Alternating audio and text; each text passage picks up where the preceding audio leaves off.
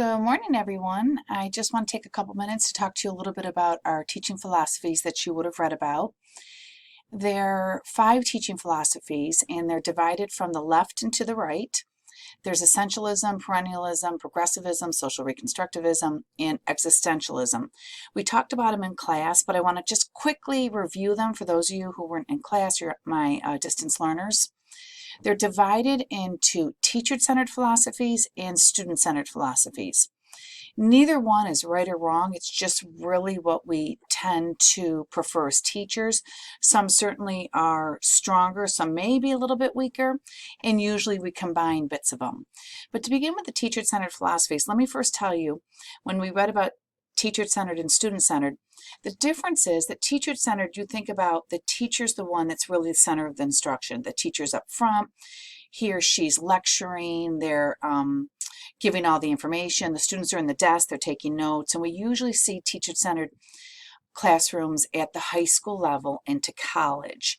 Usually students are more responsible, they have to listen, they have to take the notes, and it's very orderly. The teacher is very structured. It's not interactive. It tends to be boring, but the information is mostly correct because the teacher is delivering it. That's why we see it with older students. If you don't really have a great classroom, you sometimes might see it in middle school. It's not really great for middle schoolers. Student-centered philosophies is the idea that the students are the ones that are creating that, that information and that knowledge. These are classrooms where the teacher gives a little bit of information and then says, okay, let's work in groups, do a pair share, work with your partner, and then you'll share it later.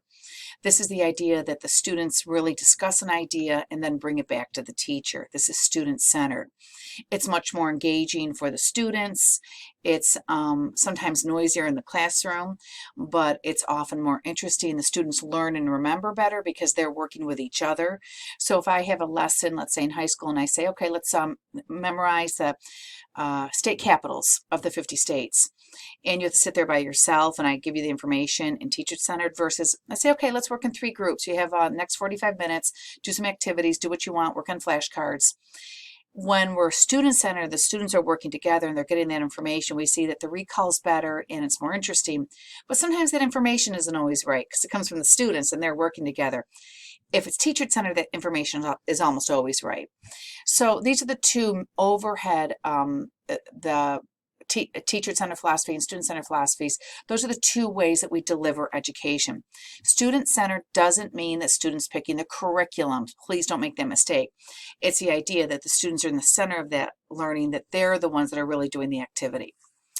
Under teacher-centered, though, we begin with essentialism, which is more conservative. It's really structured. It's the idea that we go back to the basics, reading, writing, the 3 R's of arithmetic, reading, writing.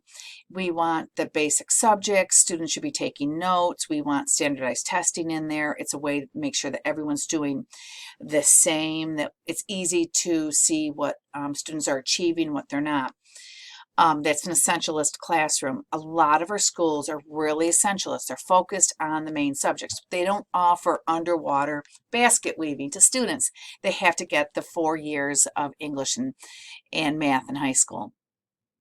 Another teacher-centered philosophy is perennialism. This is the idea that you're teaching using themes and great things. Like you remember these themes, man versus nature or good versus evil. And we use those through teaching the great books. Any type of classic literature from Homer all the way up to Steinbeck. You could even do Maya Angelou if you want to go more contemporary, to ideas of teaching from the Bible. Any of these great works of literature and using that as a theme to teach your subjects. That's perennialism. Those are really teacher-centered. The teacher is delivering that information. Students are sitting taking notes. They're absorbing it. So moving on to student-centered, we have progressivism, and progressivism is John Dewey. If you see in the textbook, it talks a lot about John Dewey here, and progressivism, let me see if I can go through here, student-centered, and it comes from the idea of pragmatism, that to be pragmatic, you want to experiment with something. You want to make sure it works. And this is what John Dewey says. We have to get in the classroom. Students have to do things. If you're going to teach them about the life cycle of a seed, well, give them the seed, give them the dirt, give them the water, and let them do an experiment. This is what a progressive classroom looks like. It's student-centered, so students are really doing the activities, but it's also hands-on. They're doing experiments, they're experiencing it. So it's often more engaging. The challenge with a progressive classroom, most students really like it, is it's expensive. It's expensive to do experiments. It's expensive to go on a field trip and experience things, but we know that it's really beneficial to students. Then we have social reconstructivism. This is the idea that what we teach in school really goes to help the community as a whole. So let's say you're in science and you're teaching about the environment and how it's important that plants give oxygen to the environment, and that helps us, and that it's important to grow in the life cycle of that seed. And so you say, you know what, let's go and plant an urban garden. You can see the life cycle of a seed, you can see how plants grow, you can see how science works. You plant that urban garden, it's a semester project with your students, and you grow some tomatoes and cucumbers, and you take those tomatoes and cucumbers and you take them to the soup kitchen. You take them and you give them to the needy people. That's social reconstructivism. This idea that you're doing something that goes back to the community. Maybe in English class, they're writing the 5-paragraph essay, and the teacher says, you know what, let's do this 5-paragraph essay. Let's do it in the form of a friendly letter, and let's send friendly letters to the seniors in the hospital, or sick children in the hospital, or the military. This is this idea of social reconstructivism. What you're learning in the class, you really put in the community as a way to give back. The last philosophy of education, still student-centered, is existentialism. This is the idea that the student gets to choose the curriculum. So not only is it student-centered, but the student's really directing his own learning. We see it in a little bit of Montessori. Those of you who maybe went to a Montessori school in kindergarten, one or two grades, first or second grade, when you go in and the child goes into class and there's a station of blocks for math and, putting blocks, or station for coloring, for penmanship, or a station of painting for artistic expression. Usually when you're in kindergarten, the teacher moves you from station to station to station. So she begins building those skills. Same thing when you go to first grade or second grade, you have those areas. When it's existentialism, the child gets to direct his own learning. If he only wants to work on his numbers and blocks and shapes and math, then he can do that all day. If he really likes artistic expression, he wants to just paint and draw and color, well, then teachers let that student do that. The idea that the student directs his own learning, the student will learn better if he gets to choose. If a student hates math, why are we making these students take math class year after year after year in high school and fail and feel inadequate? And that feeling, if you're not great in math or English and you're in that class and it's like, oh my goodness, and it's just like this lesson in humiliation. Existentialists say, hey, if a student doesn't like to do it and doesn't feel strong, why are we making them do it? Let them excel at the things they want to excel. That's existentialism.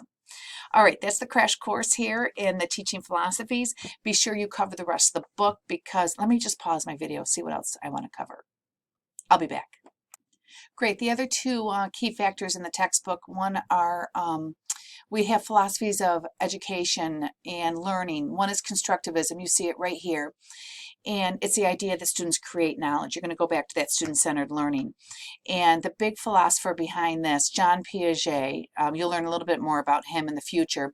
But right now it's Leo Vygotsky. He's a Russian philosopher. Be sure you read this in the textbook. And he talks about this idea that we want to scaffold for students. You can't just give them the information. You want to give them a little bit of scaffolding. You want to give them a little bit of information. It's this idea of zone of proximal development. It's like the carrot in front of the donkey. In order for students to learn, give them the outline, let them fill in.